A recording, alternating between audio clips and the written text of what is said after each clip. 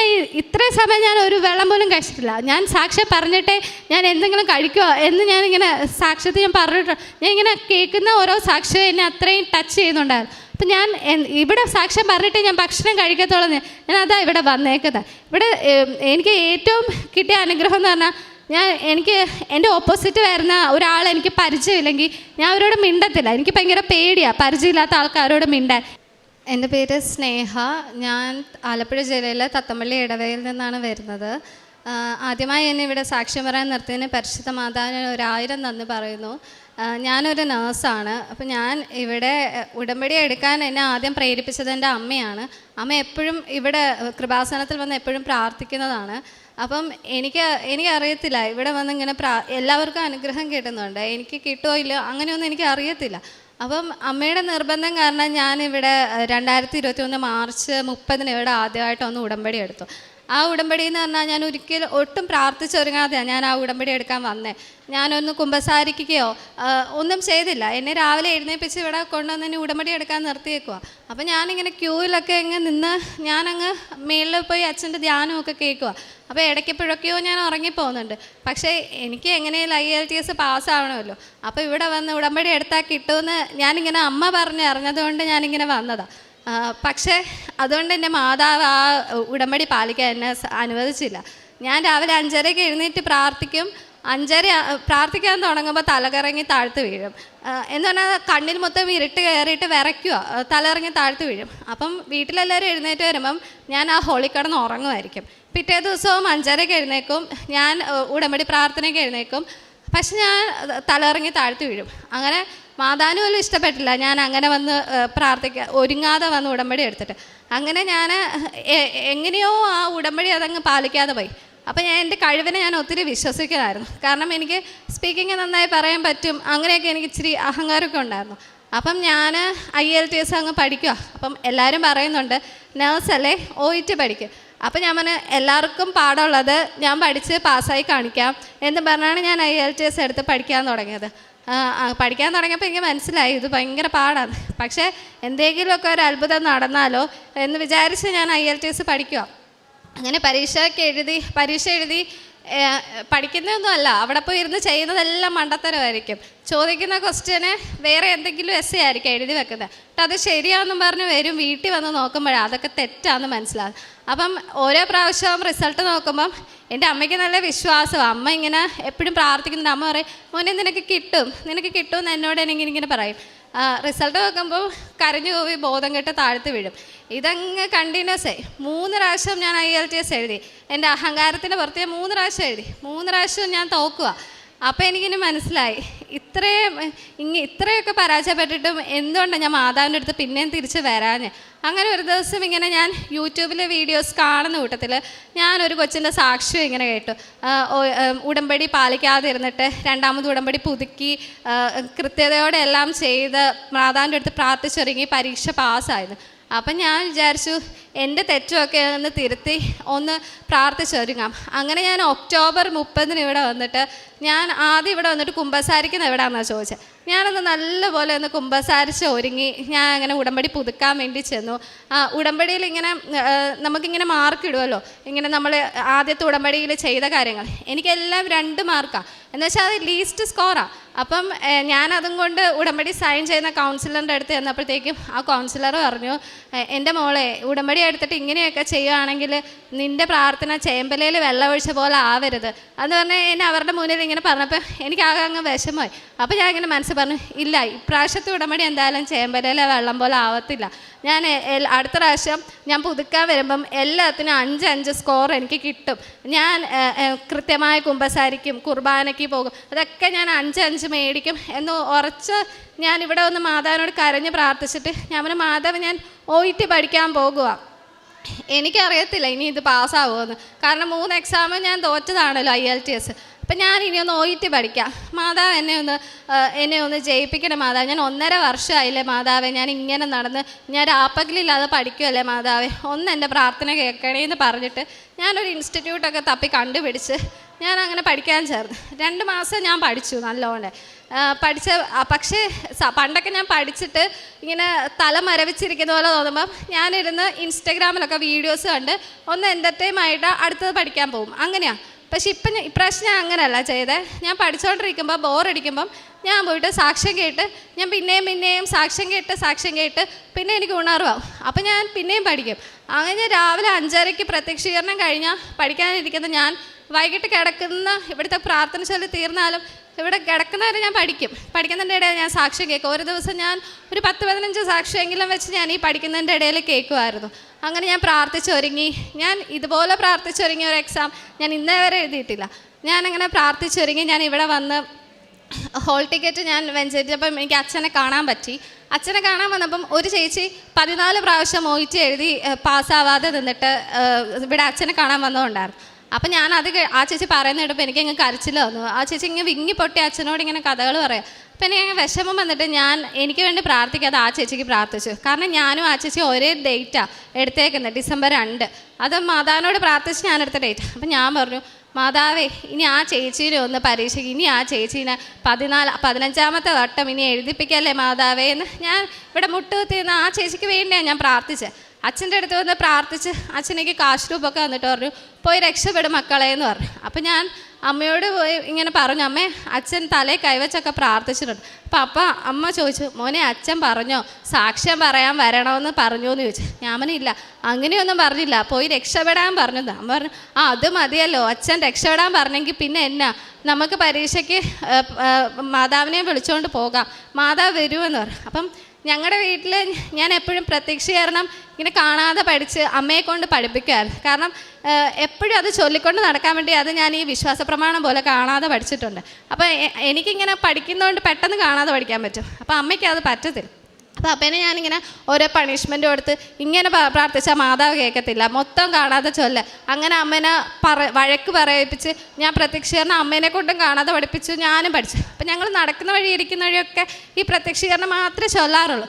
അപ്പം പരീക്ഷയ്ക്ക് പോകുമ്പോൾ ഞാൻ മാതാവിനെ വിളിച്ച് പ്രാർത്ഥിച്ചിട്ട് ഞാനൊന്നും പഠിക്കുന്നില്ല, ഞാൻ പ്രത്യക്ഷീകരണം മാത്രം ചൊല്ലിക്കോളാന്ന് പറഞ്ഞ് ഞാൻ കയ്യിൽ ഈ കാശുരൂപവും പിടിച്ച് പ്രത്യക്ഷീകരണം ചൊല്ലി എനിക്ക് മൂവാറ്റുപുഴയിലെ എക്സാം, ഞാൻ അവിടെ വരെ പ്രത്യക്ഷീകരണം ചൊല്ലിപ്പോയി. അവിടെ ചെന്ന് ഞങ്ങൾ ആ എക്സാം സെൻറ്ററിന് ചുറ്റും നടന്ന് പ്രാർത്ഥിച്ച് ഞാൻ കുറേ സാക്ഷ്യത്തെ കേട്ടിട്ടുണ്ട്. എക്സാം സെൻറ്ററിൽ ഉപ്പിട്ട് പ്രാർത്ഥിച്ചിട്ട് പിന്നെ ഇനി എക്സാമിൽ സെൻറ്ററിൽ വരത്തരുതേ, എന്നെ എക്സാം പാസ്സാക്കണമെന്ന് പറഞ്ഞ് പോയവരൊക്കെ പാസ്സായിട്ടുണ്ട്. അപ്പം ഞാനും അതേപോലെ വിശ്വസിച്ച് എക്സാം സെൻറ്ററിന് ചുറ്റും ഞാൻ ഉപ്പ് വിതറി. അപ്പം ഞാൻ അമ്മയോട് പറഞ്ഞു, അമ്മ എനിക്ക് ഏറ്റവും പാടുള്ള പരീക്ഷയാണ് 3 എന്തെന്ന് പറയുന്നത്, ലിസണിങ്, റീഡിങ്, റൈറ്റിങ്. അപ്പം അമ്മ ഓരോ മണിക്കൂറും പ്രത്യക്ഷീകരണം ചൊല്ലിയിട്ട് അമ്മ എനിക്ക് വേണ്ടി ഉപ്പ് കഴിക്കണേ അമ്മയെന്ന് ഞാൻ പറഞ്ഞിട്ടാണ് ഞാൻ എക്സാം ഹാളിൽ കയറിയതും. അപ്പം ഇവർ സെർച്ച് ചെയ്യുമല്ലോ നമ്മുടെ കയ്യിൽ എന്തെങ്കിലുമൊക്കെ ഉണ്ടോയെന്നറിയാം. അപ്പം ഞാൻ എൻ്റെ കട്ടറിനകത്ത് ഇവിടുത്തെ ഉപ്പ് ഞാൻ കട്ടറിൽ ഒളിപ്പിച്ച് വെച്ചായിരുന്നു. കാരണം എക്സാം ഹാളിൽ ഇരിക്കുമ്പം എനിക്ക് പേപ്പറിലൊക്കെ ഉപ്പ് എഴുതാനാണ് എനിക്ക് വിശ്വാസമാണ് മാതാവിനെ രക്ഷിക്കും. അങ്ങനെ ഞാൻ പോയിരുന്നു. അപ്പം ലിസണിങ് എനിക്ക് ഏറ്റവും എളുപ്പമാണ്. കാരണം എനിക്കെപ്പോഴും ലിസണിങ് വീട്ടിൽ ചെയ്യുമ്പോൾ നല്ല മാർക്ക് കിട്ടാറുണ്ട്. അപ്പം ഞാനങ്ങ് സന്തോഷത്തോടെ ലിസണിങ് എക്സാം എഴുതാൻ തുടങ്ങിയത്. ഞാൻ എല്ലാം കേട്ടു.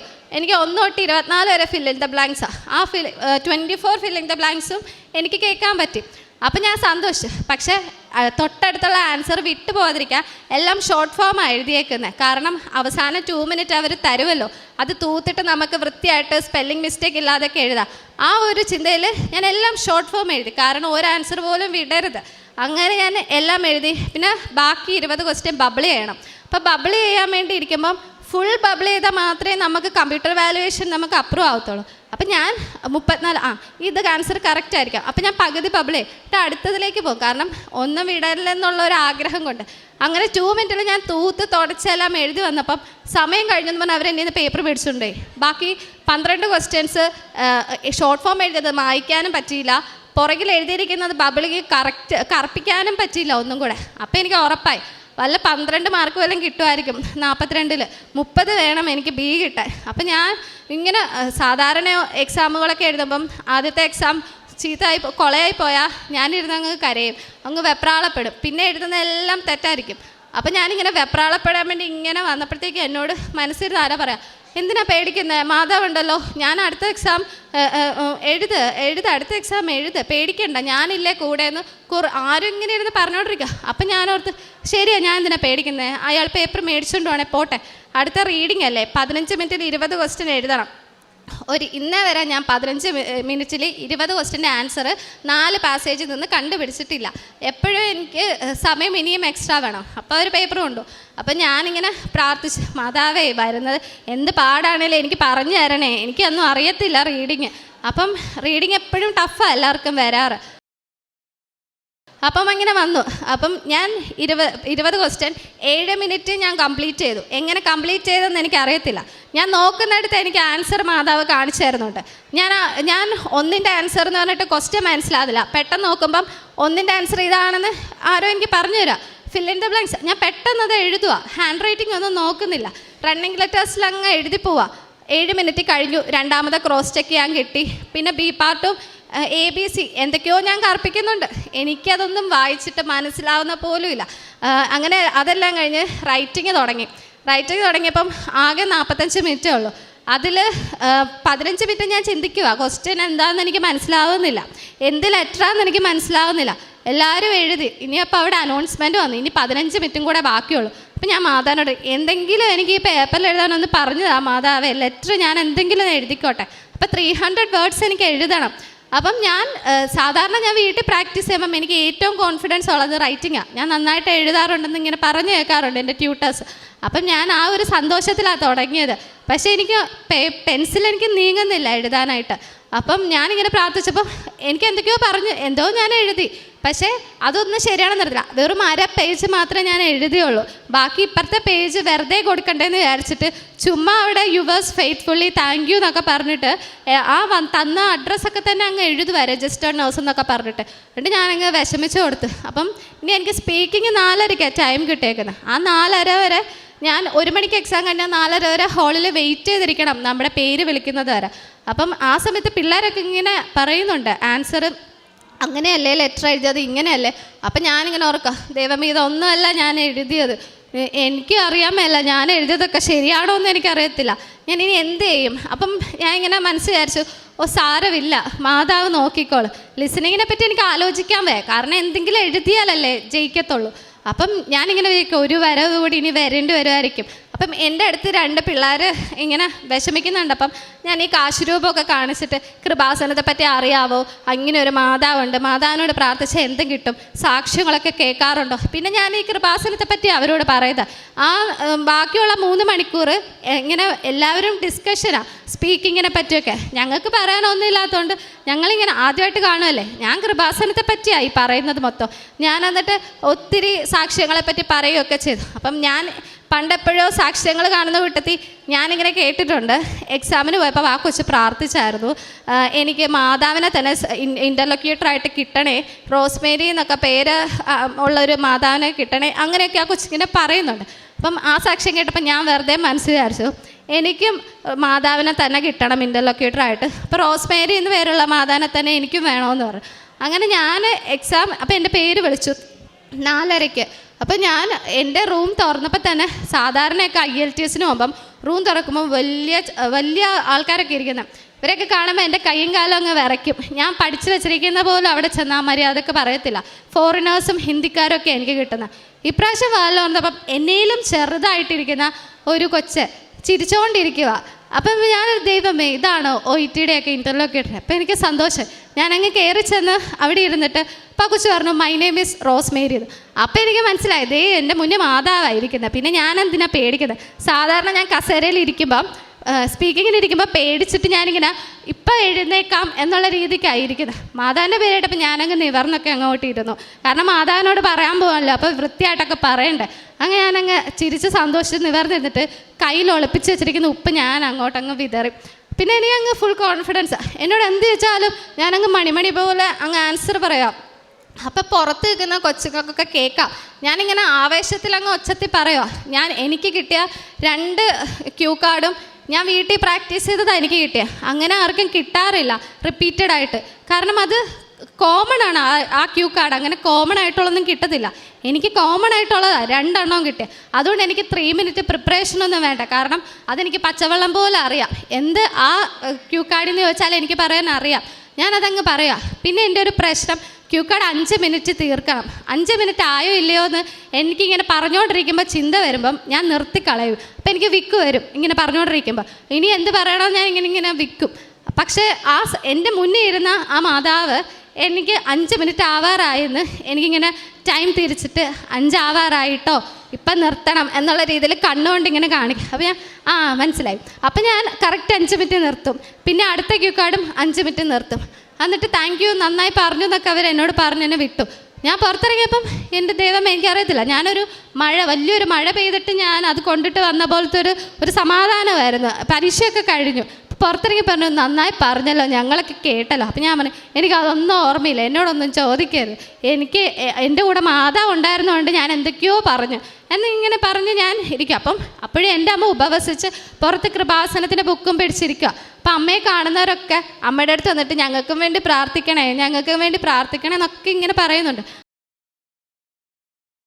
അമ്മയാണെങ്കിൽ ഒരു ഭാഗം കഴിക്കത്തില്ല. ഓരോ മണിക്കൂറും അമ്മ ഈ ഉപ്പ് കഴിച്ചുകൊണ്ടായിരിക്കുന്നത് എനിക്ക് വേണ്ടിയിട്ട്. അങ്ങനെ ഞങ്ങൾ എക്സാം കഴിഞ്ഞ് വീട്ടിലെത്തിയപ്പം ഞാൻ ഇങ്ങനെ മനസ്സ് വിചാരിക്കുക, ഇത്രയും വലിയൊരു എക്സാം അല്ലേ കഴിഞ്ഞ, എന്നിട്ട് ഞാൻ ഇത്രയും മണ്ടത്തര എല്ലാ പ്രാവശ്യത്തെയും പോലെ അവിടെ പോയി കാണിച്ചിട്ടുണ്ട്. 2 മിനിറ്റ് സമയമൊന്നും നോക്കാതെ ആൻസറൊന്നും എഴുതാതിരുന്ന്. ഇനിയും ഞാൻ രണ്ടാമതൊരു എക്സാം എഴുതാൻ പോകണമല്ലോ മാതാവേ, എന്നെ ഇനി അനുവദിക്കല്ലേ എന്ന് പറഞ്ഞ് ഞാൻ എന്നും മുടങ്ങാതെ പ്രാർത്ഥിക്കും. എൻ്റെ ആത്മീയജീവിതത്തിൽ ഒത്തിരി വ്യത്യാസം വന്നായിരുന്നു ഉടമ്പടി എടുത്തതിന് ശേഷം. അപ്പം ഞാൻ എന്നും കുർബാനയ്ക്ക് പോകും, ഞാൻ അരമണിക്കൂർ ബൈബിൾ വായിക്കും, കുടുംബ പ്രാർത്ഥന മുടങ്ങാതെ ചൊല്ലും. ഞാൻ എപ്പോഴും സാക്ഷ്യം ഞാൻ ഇങ്ങനെ പ്രാർത്ഥിച്ചുകൊണ്ടേ ഇരിക്കാം. ഈ കൊന്ത എൻ്റെ കയ്യിൽ നിന്ന് ഞാൻ മാറ്റിയിട്ടില്ല. അപ്പം OETയുടെ പോർട്ടലിൽ അവർ ഡേറ്റ് ഇട്ടിട്ടുണ്ട്. ക്രിസ്മസ് ഒക്കെ ആയതുകൊണ്ട് എക്സാം റിസൾട്ട് ജനുവരി 9 വരത്തുള്ളൂ. അപ്പോൾ ഞാൻ ഇങ്ങനെ മനസ്സ് വിചാരിക്കാം, ഇനിയിപ്പോൾ ഈ എക്സാം തോറ്റാൽ ഇനി ജനുവരി 9 റിസൾട്ട് വന്നിട്ട് ഇനി അടുത്ത എക്സാമിന് ബുക്ക് ചെയ്ത് ഇനി എഴുതുമ്പോൾ പിന്നെയും ഒത്തിരി സമയം പോകുക. എനിക്കാണെങ്കിൽ 1.5 വർഷം കഴിഞ്ഞു ഞാൻ ജോലി ചെയ്യാൻ നിൽക്കുന്നത്. ഇതെങ്കിലും ഒന്ന് പാസ്സായാലേ എന്തെങ്കിലും പ്രോസസ്സിങ് തുടങ്ങിയേക്കാൻ പറ്റത്തുള്ളൂ. അല്ലെങ്കിൽ ഞാൻ പിന്നെയും ഒന്നും കൂടെ എക്സ്പീരിയൻസ് എടുക്കണം. ഞാനപ്പം ആകെ വിഷമിച്ചു. അങ്ങനെ വിഷമിച്ച സമയത്ത് ഞാനിപ്പോൾ ഇങ്ങനെ പറഞ്ഞു, എനിക്ക് ക്രിസ്മസ് സമാനമായിട്ട് ഈ ഡിസംബർ 25 മുന്നേ മാതാവിൻ്റെ റിസൾട്ട് തരണം. അപ്പം എൻ്റെ ട്യൂട്ടർ പറഞ്ഞു, ഇങ്ങനെയൊക്കെ വെബ്സൈറ്റിലുള്ള സ്ഥിതിക്ക് ചിലപ്പോൾ ജനുവരിയൊക്കെ ആവുമായിരിക്കും കേട്ടോ എന്ന് പറഞ്ഞു. അപ്പോൾ ഞാൻ ഇല്ല, മാതാവ് ചിലപ്പോൾ അതിന് മുന്നേ തരും. ഞാൻ ഇപ്പം ഇങ്ങനെ പ്രാർത്ഥിക്കുന്നുണ്ട് പക്ഷെ ഞാൻ മറന്നുപോയി. ഡിസംബർ 25 മുന്നേ ഞാൻ ചോദിച്ച കാര്യം. ഇന്ന് രാവിലെ ഞാനിങ്ങനെ അമ്മയോട് വർത്താനം പറയാം, മാതാവിൻ്റെ പ്രാർത്ഥന കേൾക്കുക അമ്മേ, ഞാൻ പ്രാർത്ഥിക്കുന്നതൊക്കെ കേൾക്കുന്നുണ്ടോ, ഇനിയിപ്പോൾ ഇന്ന് വേണമെങ്കിൽ റിസൾട്ട് തന്നാൽ ഇവർക്ക് ഇവരെന്തിനിങ്ങനെ പിടിച്ചു വെച്ചേക്കുന്നത്, ഇങ്ങനെയൊക്കെ ഞാൻ ഇങ്ങനെ OETയെ പറ്റി തന്നെ ഇങ്ങനെ പറഞ്ഞുകൊണ്ടിരിക്കുക. ആ സമയത്ത് പെട്ടെന്ന് എനിക്ക് ഒരു നോട്ടിഫിക്കേഷൻ വന്നു, നിങ്ങളുടെ റിസൾട്ട് ഇതേ വെബ്സൈറ്റ് വന്നിട്ടുള്ളത്. എനിക്ക് തലകറങ്ങിയിട്ട് മേലെ എൻ്റെ കണ്ണിലൊക്കെ ഇരുട്ട് കയറുക. ഞാനാണെങ്കിൽ പ്രത്യക്ഷീകരണം ചൊല്ലിക്കൊണ്ടിരിക്കുക, ഇടയ്ക്ക് വെച്ച് തെറ്റിയും പോകുന്നു. അപ്പോൾ ഞാൻ ഓർത്ത് പ്രത്യക്ഷീകരണം തെറ്റിയാൽ ഇനി ചിലപ്പോൾ മാതാവ് അനുഗ്രഹിക്കത്തില്ലായിരിക്കും. ഇപ്പം റിസൾട്ട് നോക്കുമ്പോഴത്തേക്കും എനിക്ക് വേറെ എന്തെങ്കിലും ആയിരിക്കും, എനിക്കൊന്നും കാണാൻ മേല. എൻ്റെ റിസൾട്ട് ഓപ്പൺ ചെയ്ത് എൻ്റെ മുന്നിൽ വെച്ചേക്കാം, എനിക്ക് കണ്ടിട്ട് മനസ്സിലാകുന്നില്ല. കാരണം ഇതുവരെ പാസ്സായ റിസൾട്ട് ഞാൻ നോക്കിയിട്ടില്ല, എപ്പോഴും തോറ്റ റിസൾട്ട് മാത്രമേ നോക്കിയിട്ടുള്ളൂ. അതുകൊണ്ട് ജയിച്ചോ ഇല്ലയോ എന്ന് മനസ്സിലാവുന്നില്ല. ഞാനിങ്ങനെ നോക്കിയിട്ട് ഞാനിങ്ങനെ അമ്മയെന്ന് വിളിച്ചു. അപ്പോൾ അമ്മ വിചാരിച്ചു 3 പ്രാവശ്യം തോറ്റാണല്ലോ, അപ്പോൾ 3 പ്രാവശ്യവും തലയിറങ്ങി വീഴും.